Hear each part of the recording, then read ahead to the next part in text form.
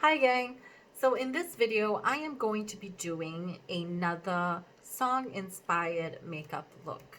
So the concept behind this is that I listen to a song, and depending on whether the song has lyrics or not, I will let either the melody or the lyrics or a combination of both kind of inspire a makeup look. So I think I'm going to make this a series on my channel, and I hope you enjoy. So the song that I chose for today is Tricky by Jelani Blackman.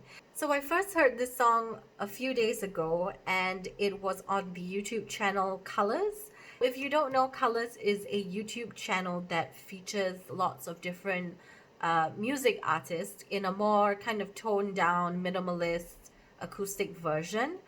And it's just the artist standing in an empty room and performing a song. Jelani Blackman is a London-based rapper, and I don't know much else about him.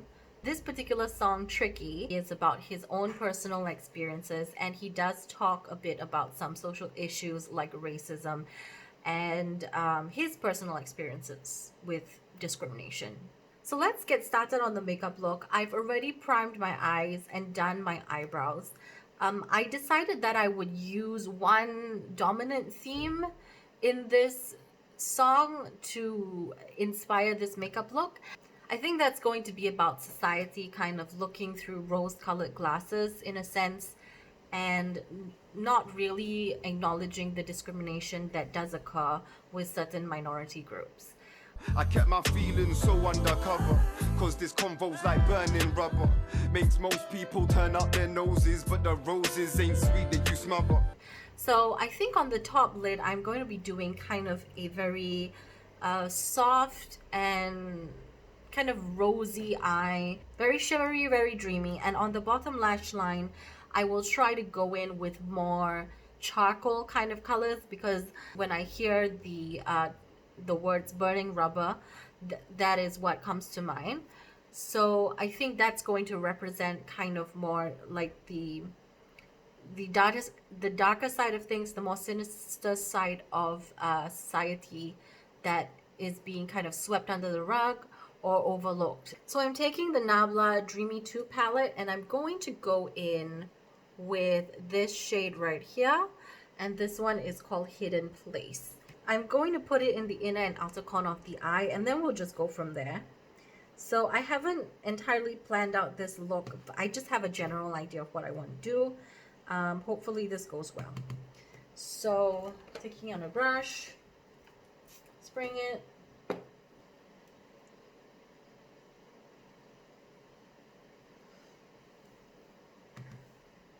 So I kind of also want to point out some of his other lines in this song. Hey, it's a weird world out there. Childhood asking to touch my hair. They don't say stuff, but they stare, or actually act like you're not there.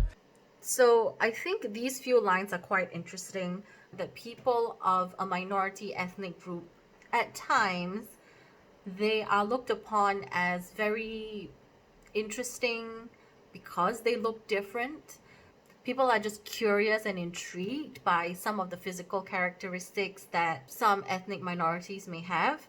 And for instance, this particular line is about hair texture, which people of African descent may or may not have, but a large portion of them do have, very coarse and very textured hair. There's been so much talk about accepting their own hair texture, and how for the longest time there has been this push for straightening hair, relaxing hair. There are definitely various viewpoints that you can take. Some people say, you know what, it's my hair. If I want to straighten my hair, it's my right, and yeah, just mind your own business, because whether I straighten my hair or not doesn't mean I hate myself, or I hate my heritage, or I hate my natural features. It's just that I want to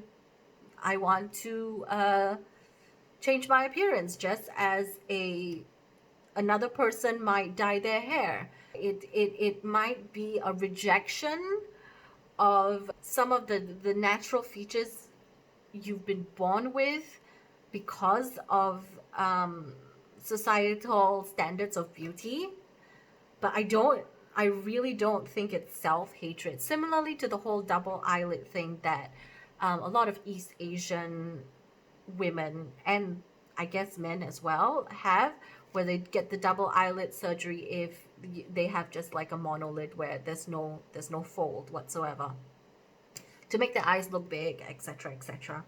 Okay, anyway, I've gone off on a tangent and I need to finish this eye look.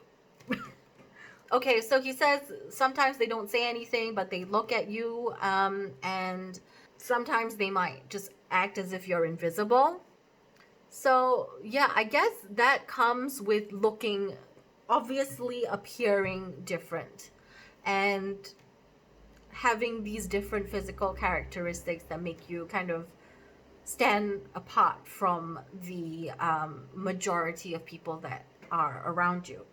I've experienced it, and you know, I can never really know if it's because I live in Germany at the moment, and obviously I look very Chinese, or East Asian, sorry. And if people stare at me, I don't really know if it's because I look East Asian or if it's because my makeup is interesting, because, you know, I like colorful makeup, as you can see from my channel, and I don't often see people with very colorful makeup that go outside. So it's not like I can actually say if I am observed more intently by certain people because of my ethnicity. That must be them ones that don't see color. But see that black guy, that's my brother. You know that we don't have the same mother, but we both feel the same curve wherever. I think this one is a very interesting set of lines, because it brings up this rhetoric of we don't see color, we shouldn't see color. I don't care if you are black or white or yellow or green or purple. So the issue with that particular sentiment is that it's a very idealistic thing to say. It's a very utopian kind of lens to look at things. But we know that as individuals, we all have our own personal biases, preconceived notions about people based on how they present. Male versus female, feminine versus masculine, the way that I dress, do I look like I'm physically threatening, if I'm short, tall, all of these things. And also, obviously, ethnicity does come into stereotyping. And whether one acts on these stereotypes or behaves or changes their behavior in reaction to those stereotypes, the fact is that people do. That's just how society is. And that is how we make sense of the world. So to say that you don't see color denies people who are of a minority ethnicity their own experience, essentially. I think that kind of sentiment comes from a good place, kind of wanting there not to be discrimination, but at the same time, people who are of minority ethnicities do experience discrimination by people and also by institutions like education, housing, access to these different things and resources. What I'm just saying is, in reality, that's not the case. It's a nice thing to want and desire, but it's not the case. And depending on how often that phrase is thrown around, and depending on how, you know, prevalent this idea is among the people surrounding you, it can make a person of a minority ethnicity to think or feel like they're being paranoid, you know? So, and sometimes I think that's quite damaging. If you kind of just deny someone's experience because you personally haven't experienced it, at this point of time, a lot of discrimination is kind of implicit, very subtle, and not outright upfront discrimination. where you say, oh, I don't like you because of this and this and this, and please don't talk to me, or please get out of my shop, or please stay away from me, or please stay away from my friends. A lot of discrimination is more under wraps. So it can be someone crossing over to the next street because they think someone of your ethnicity is more likely to be a criminal. It can be a sales girl following you around because they think that you're about to steal stuff. It can be things like someone saying to you, oh, you speak English very, very well. I'm very impressed. I'm going to take the shade Hot On and put that on my outside inner corner. This is becoming a dark look, actually. But I'm going to try to rosy it up a little bit with this shade. Yeah, I think that actually is working quite nicely. Okay. That's good. I'm relieved. I thought this was going to be too dark and, you know, like gothic-ish. Gothic? Grungy.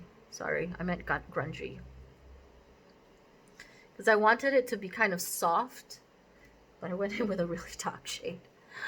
Oh, goodness gracious me. It's mad cause I'm that guy in private. Words spin your head like silly Simons. I just can't be everyone's teacher. You can't teach, go and sleep to the sirens. So that's another interesting point that I think has been brought up a lot in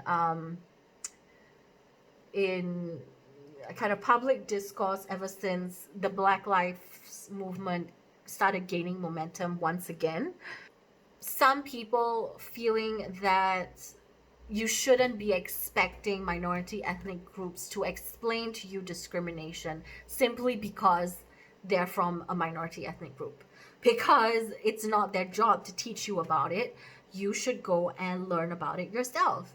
And I think for people that are, how you say, on the other side of it, who have had privilege based on their ethnicity, wherever they come from, and I will say that it's not just exclusively a white privilege thing, in my personal opinion. I'm from Singapore, and there has been this idea of Chinese privilege. I don't really want to get into the history of Singapore. Long story short, the Chinese are a majority ethnicity in Singapore. It didn't used to be this way. The island and the islands surrounding it were originally ruled and lived in by Malays, and then the British colonized Singapore, and then an influx of various ethnicities came, predominantly Chinese as well as some Indians. So in Singapore there has been more talk of something called Chinese privilege, where they say that Chinese people have more privilege and more access to resources simply because of their ethnicity.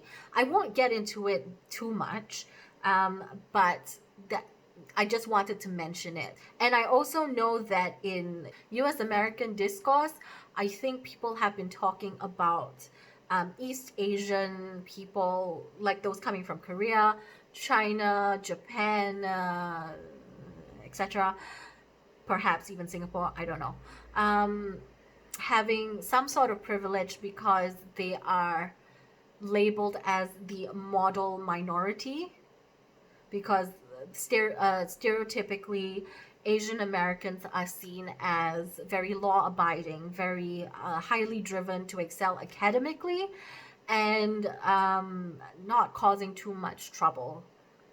I can't say anything substantial about that particular point because I don't come from America. Some people who have more recently been following the Black Lives Matter movement and trying to better inform themselves it might become confusing because they don't know where to turn, essentially. They don't know where to turn.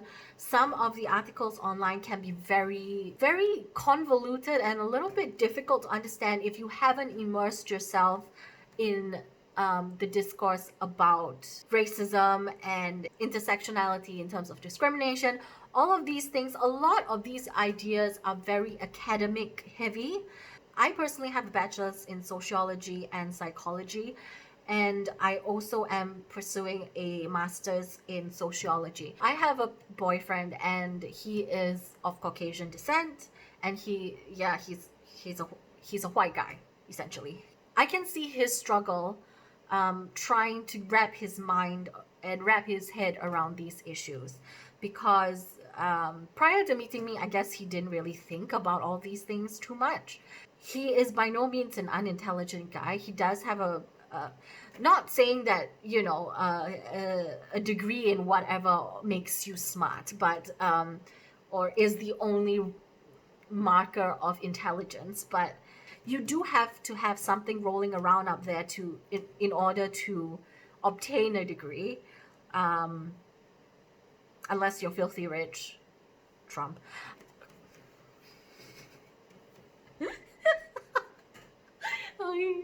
Oh God, okay. And for him, I think the main concern is he's afraid of what he is allowed to do. He's afraid of offending people, of being insensitive to them.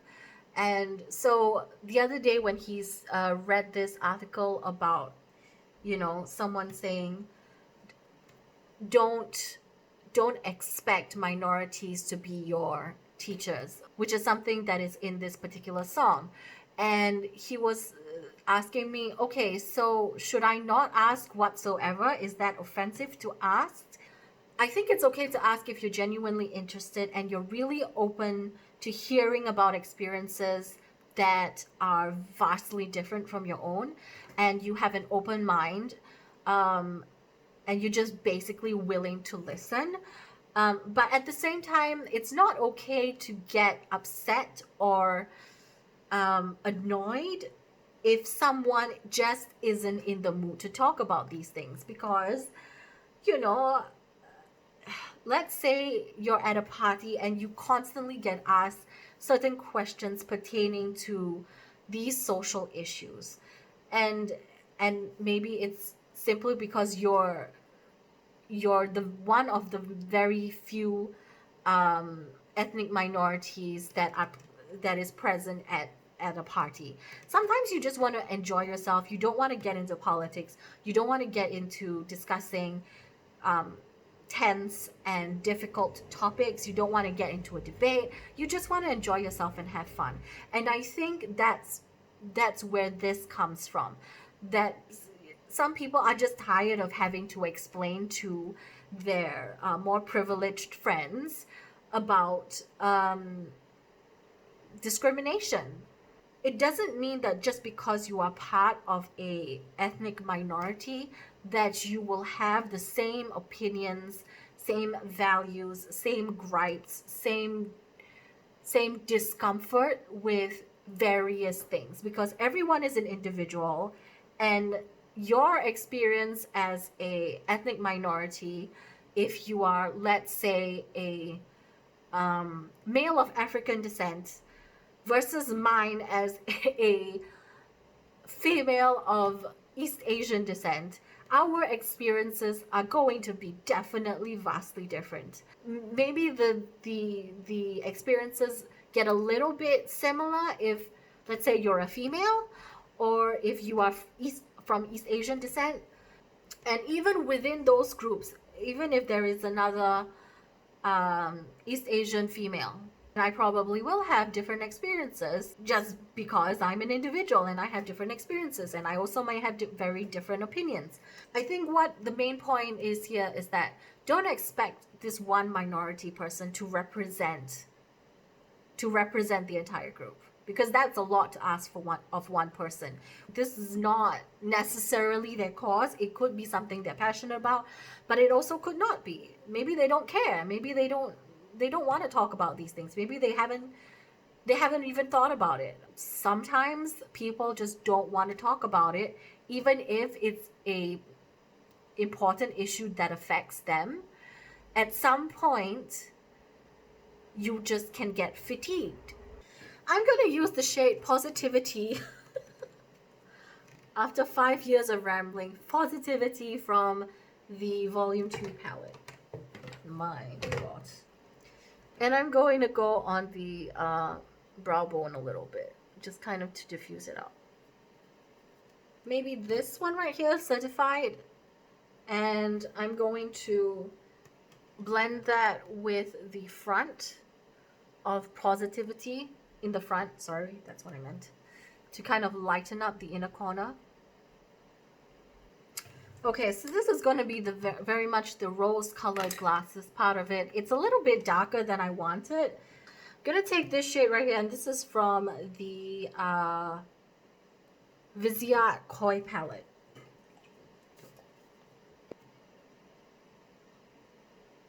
And I'm just going to bring it in the inner corner of the eye. Trying to make it as sparkly and soft as I possibly can now that we've got quite a dramatic look going on. I'm going to be taking the shade Pantheon from the Melt Cosmetics MUERTE palette. And I'm going to put that on the bottom lash line of the eye. Like I said, I'm going to try to make this a little bit gritty and darker charcoal colors, because that's what I think of when I think of burning rubber specifically.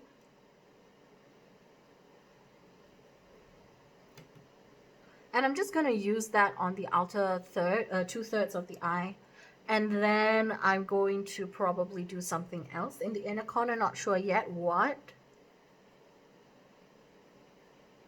We've got a lot of fallout right here. Can you see that? It goes all the way down here. But yeah, this is why I always do my eyeshadow first before my face. I think next up I'm going to be using this shade right here. This is a gorgeous shade from NEVE Cosmetics. I can't get enough of this one. So pretty. And I'm gonna tuck that just nearer the lash line. Like, yeah, right on it. And if I put a knife to your throat and you felt it, would you call your next action selfish? Or would you be defending your future? See how quickly your ego melted? So, I'm not entirely sure what he's referring to in these lines, because a little bit further up he talks about basically environmental change, and because he says, but yeah, I got questions. How long do we have to say we're trying to make it better for our kids? We've done generations. Mistakes keep on mistaking. Hey, ozone's done penetrating. And then something about a girlfriend. That's not really relevant. I think I'm gonna mix a mixture of these two shades right here. This is from the Natasha Denona 28 green brown palette. Yes, okay. What was I saying? Yeah, I wonder why rap artists have to slip sexual innuendo wherever, even though it makes no sense in the song. Sexual conquests of women in general. I just find it interesting that male sexual prowess always seems to feature in some shape or form in a lot of rap music, and that is with obviously male artists. I do know that female rap artists are also trying to kind of reclaim their sexuality in a sense, and it's a complicated issue because at one point, you know, there's this argument about female rappers being overtly sexual and objectifying themselves, and whether that is a positive thing for younger audiences. And at the same point, you can say, well, it's their body, they can do whatever they want. And there's this flip side to it where male rap artists or male hip hop artists, the mainstream ones, the more influential kind of mainstream ones, they don't have to necessarily sexualize themselves in a showing off their bodies in any way, shape, or form in order to be popular. And you can say that, okay, well, they're just, the female artists are just dealing with the situation practically. If the sexualization of female bodies is the main thing that would sell their brand and their music, then why not let them sexualize their bodies on their own terms? I think it's simply because this kind of culture has prevailed for such a long time in the entertainment industry. To finish up the eye look, I'm going to line my eyes with the Inglot AMC Gel Liner in the shade 74. This is kind of a purple type of liner. And yeah, let's just do that.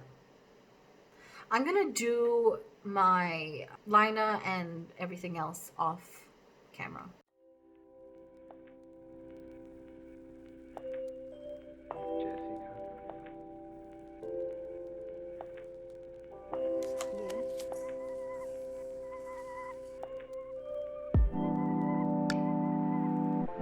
Okay, so this is the finished look.